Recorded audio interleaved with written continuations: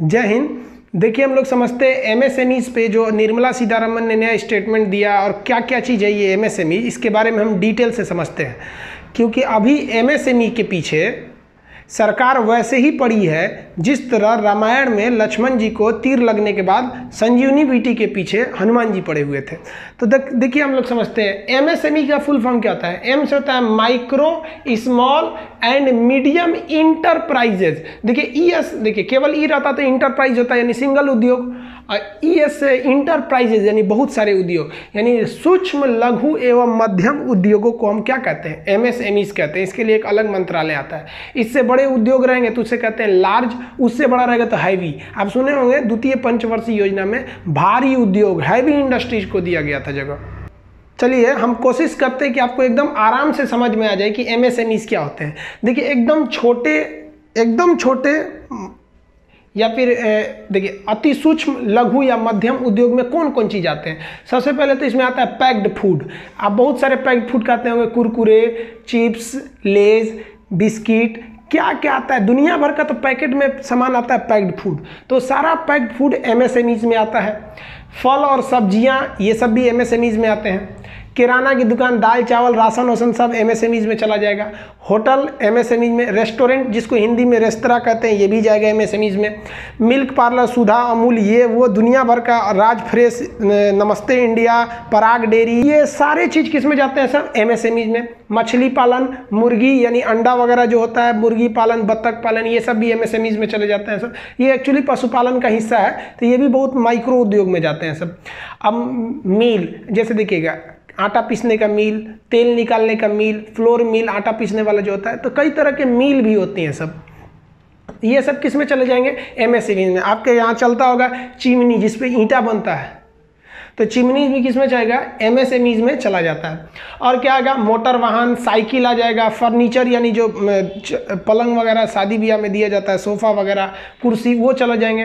Cosmetic आप समझते हैं, महिलाओं का ये ब्यूटी पार्लर और कॉस्मेटिक, वो जो आता है एक ठो पता नहीं क्या क्या लगाने के लिए, महिला सब कॉस्मेटिक बहुत ज़्यादा लगाती है सब। एक तो इसे ठोड़ रंगने के लिए, ऐसे ठोड़ रंग लेती है सब फोकस मारने के लिए। तो ये सब फोकस मारने के लिए जो कॉस्मेटिक हो गया, ब्यूटी पार्लर हो गया, सैलून हो गया, ये सब भी एमएसएमईज में जाएंगे। इलेक्ट्रिक चीज़ें जिसमें हैवी मोटका तार गया रहता है उसे इलेक्ट्रिक कहते हैं। अब पतला गया है तो इलेक्ट्रॉनिक कहते हैं। टीवी क्या है, इलेक्ट्रॉनिक। पंखा क्या है, इलेक्ट्रिक। हालांकि इसको हम डिटेल से समझाएंगे फिजिक्स में। बुक्स एंड कॉपी इंडस्ट्रीज, आप देखिए क्लासिक की कॉपी, दुनिया भर की कॉपी, किताबें, ये सब एमएसएमईज में जाएंगी सब।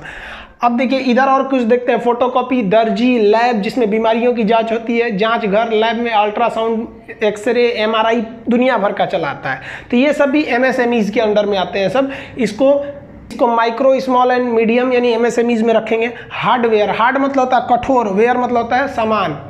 हार्डवेयर के अंतर्गत आपको क्या क्या आ जाएंगे, हथौड़ी आ जाएगा, छीनी आ जाएगा, कांटी आ जाएगा, यानी बिल्डिंग को बनाने में जो नहीं ये सब सामान का प्रयोग होता है, हार्डवेयर वगैरह आ जाएगा। कारपेंटर के सामान आ जाएंगे, पेंट वगैरह आ जाएंगे, लेदर, चमड़ा उद्योग, ये सब एमएसएमईज में आएंगे। इतना ज़्यादा होते हैं एमएसएमईज जिसका कोई हद नहीं। तो ये एमएसएमईज के हम केवल कुछ एग्जाम्पल लिखे हैं। एमएसएमईज के टोटल 6500 प्रोडक्ट होते हैं। तो चलिए हम समझते हैं कि एमएसएमईज के इतने महत्व क्या है, फिर देखेंगे चेंजिंग क्या हुई है। तो इंपॉर्टेंस मतलब महत्व, देखिए क्या है एमएसएमईज के महत्व। पहला कि हिंदुस्तान में कुल रोजगार का 45% रोजगार केवल एमएसएमईज ने दे रखा है। यानी एमएसएमईज इंडस्ट्री डूबा तो 45% लोग बेरोजगार हो जाएंगे। सोचिए, सबसे ज्यादा रोजगार दे रखा है एमएसएमईज ने। अब हम समझते हैं निर्यात यानी एक्सपोर्ट, विदेश में जो निर्यात होता है उसका आधा तो यही कर देता है एमएसएमईज। टोटल निर्यात का 50% एक्सपोर्ट केवल एमएसएमईज के माध्यम से होता है, इसलिए इसे बचाना और जरूरी हो जाता है। उद्योग, जितने कल कारखाने देखते हैं उसका 90% कल कारखाना, जितने भी कारखाने हैं उसका 90% कारखाना एमएसएमईज का होगा। या तो उसमें कुछ सामान बनेगा, किराना, फर्नीचर, कॉस्मेटिक, कुछ भी देखिएगा आप, A to Z कारखाना देखिएगा 90% एमएसएमईज के ही होते हैं। बाकी लार्ज स्केल या हैवी इंडस्ट्रीज के होंगे 10% में। प्रोडक्ट यानी आइटम देखते हैं कि ये कौन कौन से आइटम को ये बनाते हैं, तो लगभग ये 6500 आइटम बनाते हैं। कोल्ड ड्रिंक से लेकर कुरकुरे से लेकर ऐसे गिनते रह जाइएगा, 6000 आइटम बनाते हैं। यानी अगर एमएसएमईज इंडस्ट्री डूबा तो आपके 6000 आइटम्स के कारखाने डूबेंगे, आपका 50% निर्यात रुक जाएगा, 45% लोग बेरोजगार हो जाएंगे। इतना भयानक, 90% उद्योग बर्बाद हो जाएगा आपका। टोटल जीडीपी का लगभग ये 10% कंट्रोल करके रखे हैं। मोदी जी ने टोटल जीडीपी का कितना दिया है? 10%, 20 लाख करोड़। तो सोचिए, मोदी जी ने केवल एमएसएमईज को दे रखा है। तो ये एमएसएमईज बहुत ज़रूरी है। जैसे ही मोदी जी ने अनाउंस किया था कि भैया हम एमएसएमईज को बढ़ावा देंगे, एमएसएमईज इंडस्ट्रीज ने अपना जी जान लगा दिया कि भैया सरकार हमको बढ़ावा देगी। अभी हम समझते हैं कि सरकार कैसे बढ़ावा देती है, लेकिन उससे पहले हम आपको एक टेलर दिखा देते हैं कि एमएसएमईज वालों का क्या जलवा है। देखिए, कोरोना फैलने के बाद चाइना से हम लोग ने N95 मास्क मंगाया। वो मास्क डॉक्टरों के लिए होता है जो मरीजों के एकदम क्लोज कांटेक्ट में रहते हैं, वो भी गड़बड़ी वाला दे दिया। PPE kit, personal protective equipment, आप देखते होंगे रेन कोट की तरह सफ़ेद सफ़ेद या ब्लू कलर का एक जैकेट की तरह डॉक्टर पहनते हैं सब। एक दिन बाद उसको क्या करते हैं लोग, उतार के फेंक देते हैं। वो ख़त्म कहानी, एक ही दिन का उसका काम ही होता है। जब ड्यूटी पे जाएगा तभी पहनेगा, आएगा तो उसको फेंक देगा। उसी को PPE किट कहते हैं, personal protective equipment. N95 China से आ रहा था, PPE किट चाइना से आ रहा था, रैपिड टेस्टिंग किट चाइना से आ रहा था। अब इन ससुरो चीज में चाइना ने एकदम घटिया सामान भेज दिया। इटली को भी घटिया बेचा, भारत को भी बेचा। तो भारत के ICMR ने कहा कि जहाँ जहाँ भी ये सब चीज़ें हैं, ये डुप्लीकेट चीज़ हैं, आप इस्तेमाल मत कीजिए। भारत सरकार ने चाइना के इन सामानों को पैक करके लाद के पानी वाली जहाज में भेज दिया, ले जा चाइना, ये आपका ज़रूरत नहीं है। तो चाइना ने कहा कि काहे वापस भेज रहे हैं, आपको यूज करने नहीं आता है, आप घमंड में वापस भेज दिए हैं, आप ये बनाइएगा कैसे। तो भारतीयों को चैलेंज नहीं करना चाहिए। यहाँ वही जगह है जहाँ से सिकंदर हार के गया है। इन MSMEs वालों ने बड़ी चोटी एक कर दिया और आज की तारीख में भारत प्रतिदिन 2 लाख N95 मास्क बना रहा है। 2 lakh N95 mask, 2 lakh PPE kit पर दिन बना रहा है और 2 lakh rapid testing kit per day बना रहा है। यानी PPE किट भी 2 लाख, N95 भी और रैपिड एक्शन किट भी 2-2 लाख हर दिन बना रहा है। और इसको ये 4 लाख प्रतिदिन करने वाले हैं। तो ये आप जो शुरू में न्यूज़ आ रही थी कि भारत में इन सब चीज़ों की कमी है, इन सारी कमियों को दूर कर दिया हमारे MSMEs ने। इसलिए निर्मला सीतारमन ने एक बहुत बड़ा ऐलान कर दिया कि हम अब MSMEs को बढ़ावा देंगे। तो चलिए हम समझते हैं कि अब क्या क्या बढ़ावा दिया जाएगा। आई होप आप समझ रहे होंगे इस टॉपिक को। इसका एक स्क्रीनशॉट लीजिए, फिर आगे हम समझाते हैं MSMEs के बारे में। देखिए, जो MSMEs थे, इसका जो पहला रूल था, जो पुराना नियम, वो 2006 के हिसाब से था। 2006 के एक्ट में कहा गया था कि परिभाषा दी गई थी कि किसे आप माइक्रो में रखेंगे, किसे स्मॉल में रखेंगे, किसे मीडियम में रखेंगे। अब देखिए, हम एक एग्जांपल में देखते हैं। जैसे अगर कोई मीडियम इंडस्ट्रीज है तो उसे अपना 12% टैक्स देना पड़ेगा। अगर स्मॉल है तो 10% टैक्स देना पड़ेगा, और माइक्रो है तो उसे 8% टैक्स देना पड़ेगा। यानी ज़्यादा फायदा किसमें, माइक्रो वालों को कम टैक्स देना है। तो ये हम परिभाषा समझते हैं। वह उद्योग माइक्रो उद्योग कहलाता था जिसको स्टार्ट करने के लिए 25 लाख की इन्वेस्टमेंट की जरूरत थी। 25 लाख में अगर आपका इन्वेस्टमेंट है तो माइक्रो उद्योग में जाता था। 5 करोड़ तक का इन्वेस्टमेंट है तो स्मॉल में जाता था। 10 करोड़ का इन्वेस्टमेंट है तो वो किस में चला जाता था, मीडियम में चला जाता था। तो इस हिसाब से जाता था, इन्वेस्टमेंट के हिसाब से। हालांकि इसमें सर्विस के मामले में अलग था। सर्विस के लिए इसके लिए 10 लाख था, इसका 2 करोड़, इसका 5 करोड़। वो अलग से बता देंगे जब हम आपको सर्विस सेक्टर पढ़ाएंगे, तो अभी उस पर नहीं ध्यान दीजिए। अगर कोई उद्योग 25 लाख लगा के आप खोल रहे हैं तो आप सरकार को बताइएगा ना कि हमारा इतना इन्वेस्टमेंट हुआ है। मान लीजिए आपने 30 लाख इन्वेस्ट कर दिया तो वो इसमें किस में चला जाएगा, स्मॉल में चला जाएगा। और अगर वही आप केवल अगर आप मान लीजिए 25 लाख इन्वेस्ट किए रहते तो आपका चला जाता है स्मॉल, माइक्रो में आपको कम टैक्स देना पड़ता। यहाँ जाएंगे तो ज़्यादा, यहाँ जाएंगे तो और ज़्यादा, लेकिन ओवरऑल इनको कम टैक्स देना पड़ता है। ये 10 से 15% में रह जाते हैं, और जो हैवी इंडस्ट्रीज में जाते हैं ना उनको 30% टैक्स देना पड़ता है। तो सरकार क्या चाह रही है कि इनको और छूट दिया जाए। कैसे?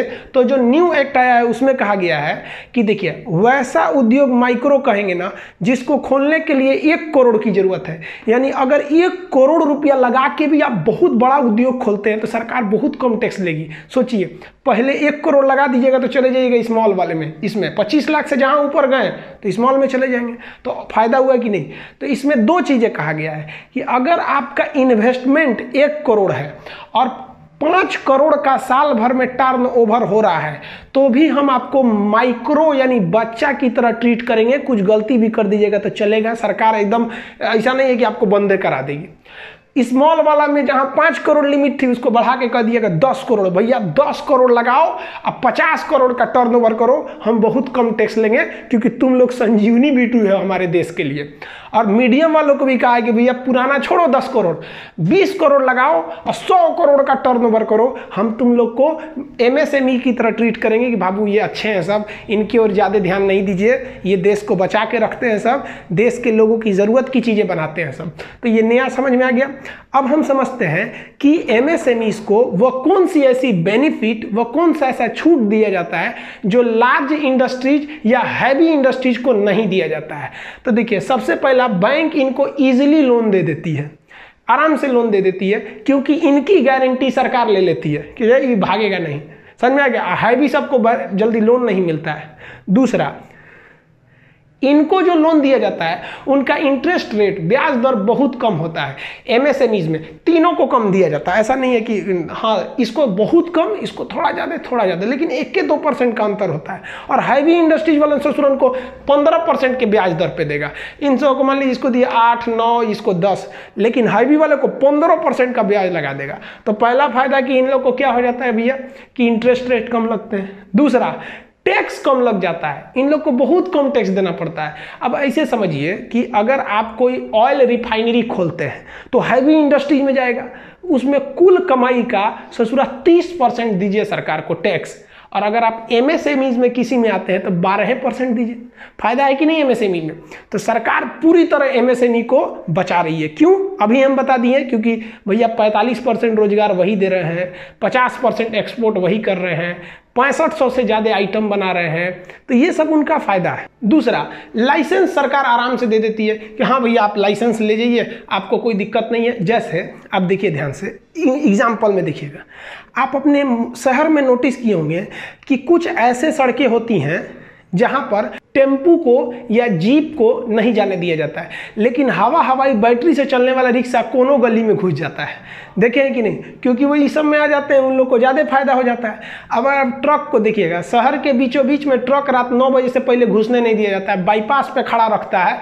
बाईपास की सड़क चौड़ी बनाई जाती है इसीलिए कि ससुरा यहीं खड़ा रहेगा सब दिन भर, उसको 90 फीट कहीं 80 फीट बोला जाता है, तो वहीं बेचारे खड़े रहते हैं सब। और छोटकी गाड़ियाँ दिन भर घूमती रहती हैं सब। क्यों? क्योंकि उनको आराम से लाइसेंस मिल जाता है, उन्हें सर्टिफिकेट दे दिया जाता है कि इनको कोई नहीं रोकेगा, पुलिस वाला कोई नहीं रोकेगा। समझ में आया? तो ये सब फायदे होते हैं। इनको सरकार प्रेफरेंस देती है, वरीयता देती है कि नहीं भैया इनको जाने दीजिए, इनको मत रोकिए। समझ में आ गया? और सबसे बड़ा की चीज़ क्या है, ससुरा NGT नौटंकी नहीं करता है। NGT क्या है? National green tribunal. अब NGT है भैया पर्यावरण का नियम लेके चल आएगा। मान लीजिए आप कोई बहुत हैवी इंडस्ट्रीज खोलना चाह रहे हैं 100 करोड़ रुपया लगा के, तो NGT आएगा। देखिए पानी निकालने की अच्छी व्यवस्था होनी चाहिए, धुआं वाली चिमनी बहुत ऊंची होनी चाहिए, वर्कर को ये सुविधा, मतलब इतना ज़्यादा ये पर्यावरण का नियम चिपका देगा ना कि आप इसी को पूरा करते करते पगला जाएंगे। तो सरकार ना NGT को कहती है कि रे बकलुलवा तू MSME वालों को डिस्टर्ब मत करना, ये बहुत बेहतरीन काम कर रहे हैं सब, ये देश की जनता की जो मूलभूत आवश्यकता है उनका उत्पादन कर रहे हैं। तो निर्मला सीतारमण में भाषण में यही कहा कि अब हम लोग फुल फोकस किस पे करेंगे? MSMEs पे करेंगे, क्योंकि ये लोग 6500 चीज़ों का उत्पादन करते हैं। अगर MSMEs सुदृढ़ हो गया तो 6500 चीज़ें जो हमारी मूलभूत ज़रूरतें हैं वो हमारी पूरी हो जाएंगी इसी MSMEs के तहत। अतः इसी को कहा गया आत्मनिर्भर भारत, हम अपने आप पर आत्मनिर्भर हो जाएंगे और ये हम कर सकते हैं। ये एमएसएमई ने दिखाया है। जो चाइना घमंड में कहता था कि तुम कोरोना की जांच कैसे करोगे, डॉक्टरों को मास्क कहां से दोगे, उनको पीपीई किट कैसे दोगे, हम लोग पर दिन 2 lakh kit, 2 lakh PPE kit, 2 lakh N95 mask, 2 lakh rapid test करके दिखा दिया चाइना को कि अगर एमएसएमई जिंदा है तो हमारे हिंदुस्तान को आगे बढ़ने से कोई नहीं रोक सकता है। हम उम्मीद करते हैं कि आपको आसान भाषा में एमएसएमई समझ में आया होगा। फिर भी अगर आपको कोई प्रॉब्लम है तो आप उसे कमेंट करके बता सकते हैं। आप इसका एक स्क्रीनशॉट ले लीजिए, फिर हम आगे समझाएंगे आपको कि लेबर लॉ में क्या सुधार किया गया है, क्या लेबर लॉ है, इसके बारे में हम चर्चा करेंगे।